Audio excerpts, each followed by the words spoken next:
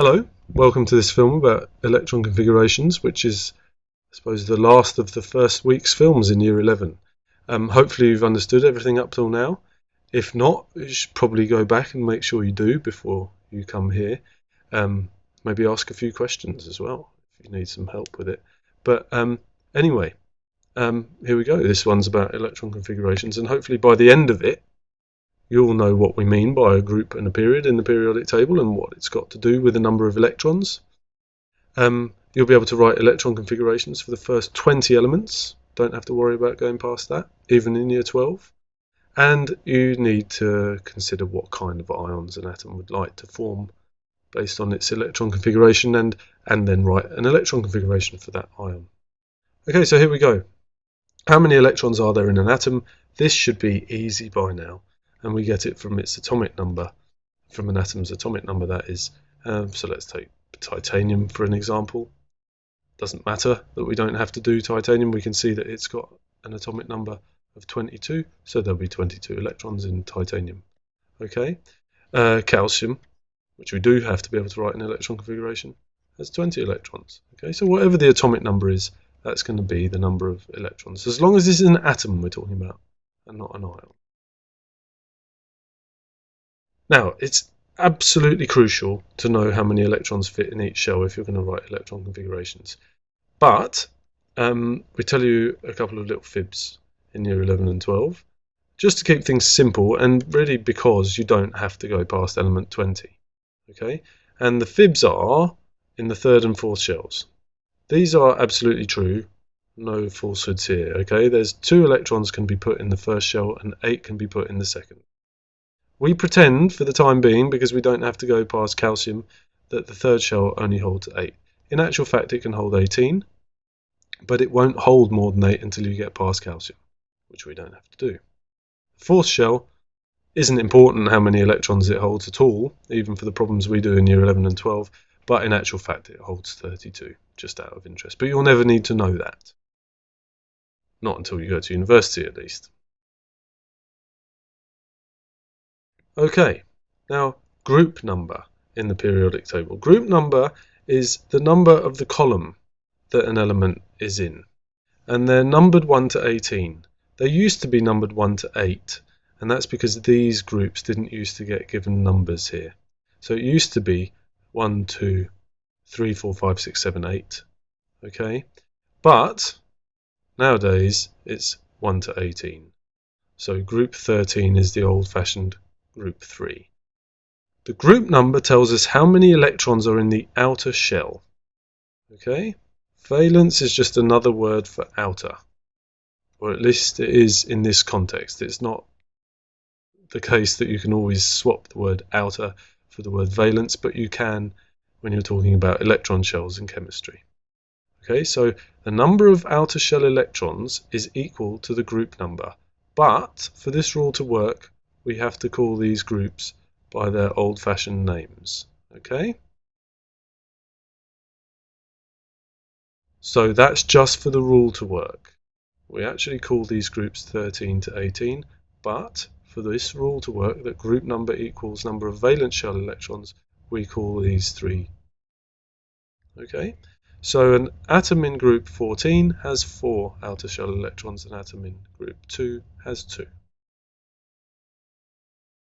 What does the period that an atom is in tell us? Well, first of all, what is a period? A period is a row in the periodic table. So here's the first row from hydrogen to helium, here's the second row, and so on and so forth.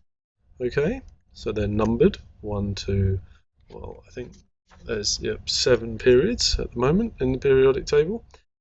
Maybe one day when we discover more elements there might be more, but for the time being they're on. I've just shown 5 here on this diagram.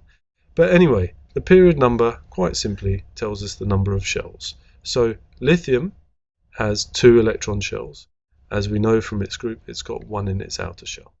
Okay, so a second key point to remember. Very important, but very simple too. Okay, so now if we put these things together, we should be able to write electron configurations for atoms. So, start off, remember, number of electrons in total. Here's boron. It's got 5 electrons in total, and it's got 2 shells because it's in the second period, and it's got 3 in its outer shell because it's in group 13. It's got 5 electrons altogether. If you can only put 2 of them in the first shell, then you've got 3 left to put in the second. The second holds 8, so there's no problem with fitting them in there. It's got 2 shells, second period, 3 in the outer shell, 3 in the outer shell. Let's take another example, maybe calcium. Okay, calcium's got 20 electrons. We can only put 2 of them in the first shell. We could put another 8 in the second shell, but we've still got 10 to go. So pretending that only 8 fit in the third shell, we'll put 8 in the third shell. That leaves us with 2, because we've got 18 so far. We've got to get 20.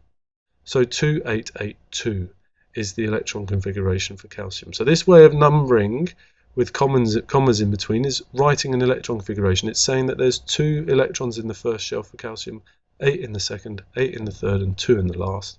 Let's look at what this tells us about the number of shells. There's 4, 2 in the outer shell, so we're in the 4th period and in the second group. Okay? Simple, but once again, if you don't know the rules, it's impossible. Learn those rules. Let's try some ions.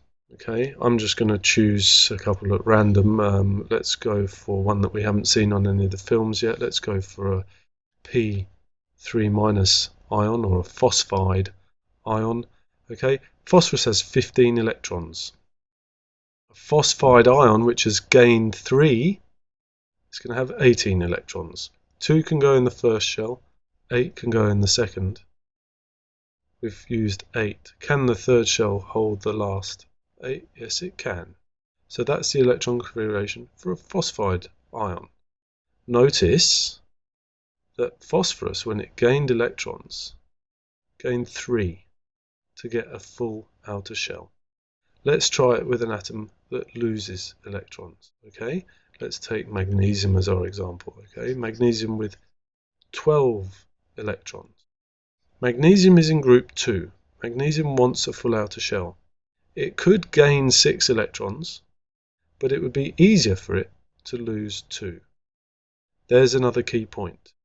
You will try and do what involves least electrons. So magnesium usually has 12, 2, 8, 2.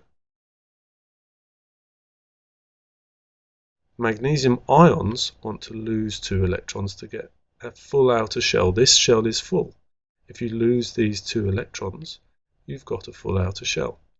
A magnesium 2+ ion has a full outer shell, and there's its electron configuration, 2, 8. What you should notice about most ions is that their electron configuration will be the same as a noble gas. They'll have achieved a noble gas configuration by getting that full outer shell. So that's it for electron configurations. Practice a few from the sets in the book. Should be quite easy, and if you've understood everything up until now, well done. Good luck with the rest of the things that you study.